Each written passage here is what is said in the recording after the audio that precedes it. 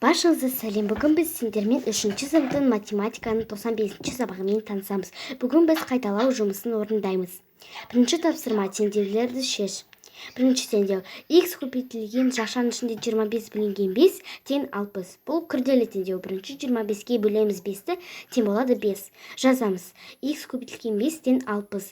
Енді x-ті табамыз. x-ті табу үшін 60-дан бөлеміз 5-ті, x тең 12.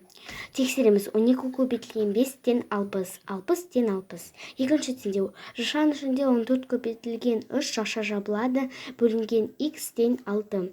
Бұл да күрделі теңдеу. Бірінші 14-ке 3-ті көбейтеміз, тең болады 42. Жазамыз: 42 бөлінген x тең 6. x-ті табу үшін 42-ден бөлеміз 6-ны, x тең 7. Тексереміз: 42 бөлінген 7 тең 6. 6 тең 6. Екінші тапсырма: түсіну. Қалдықпен бөлуді орында, есептеуді тексер. 29 бөлінген 5 тең 5 және 4 қалдық. Тексеру: 5 көбейтілген 5 қосылған 4 тең 29. 69 бөлінген 8 тең 8 және 5 қалдық. Тексеру: 8 көбейтілген 8 қосылған 5 тең 69.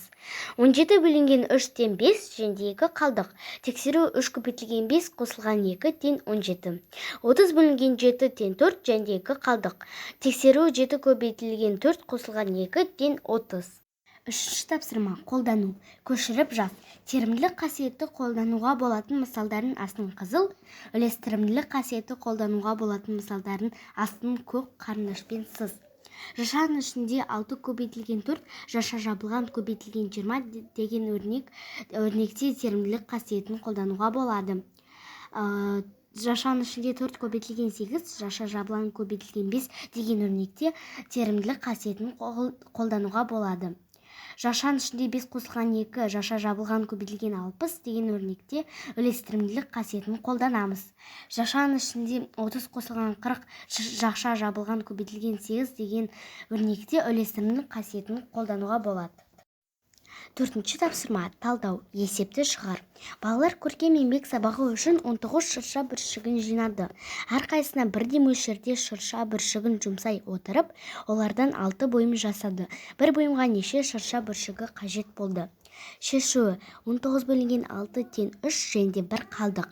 Жауабы: бір бұйымға 3 шырша бүршігі қажет болды. Бесінші тапсырма: жинақтау. Көбейту мен бөлудің осындай түрін шығару кезінде балалардың қалай пайымдағанын тап. Әрбір өрнекті тиісті есептеу тәсілімен біріктір. 240 көбейту 2 деген өрнектің есептеу тәсілі: жақшаның ішінде 200 қосылған 40 жақша жабылады көбейтілген 2. Бұл бізде бысы. 240 бөлінген 2 деген өрнектің есептеу тәсілі: жақшаның ішінде 200 қосылған 40 жақша жабылады бөлінген 2. Бұл бізде высы. 402 көбейтілген 2 деген өрнектің есептеу тәсілі: жақшаның ішінде 400 қосылған 2 жақша жабылады көбейтілген 2. Бұл бізде әсі. 402 бөлінген 2 деген өрнектің есептеу тәсілі: жақшаның ішінде 400 қосылған 2 жақша жабылады бөлінген 2. Бұл бізде асы. Алтыншы тапсырма: бағалау. Қателерді тауып түзетіп жаз. 15 бөлінген 2 тең 6 және 1 қалдық. Бұл қате. Дұрыстығы: 15 бөлінген 2 тең 7 және 1 қалдық. 5 бөлінген 2 тең 2 және 1 қалдық. Бұл дұрыс. 16 бөлінген 5 тең 3 және 1 қалдық. Бұл да дұрыс. 3 бөлінген 7 тең 0 және 3 қалдық. Бұл да дұрыс. Бүгінгі сабағымыз аяқталды. Сау болыңыздар.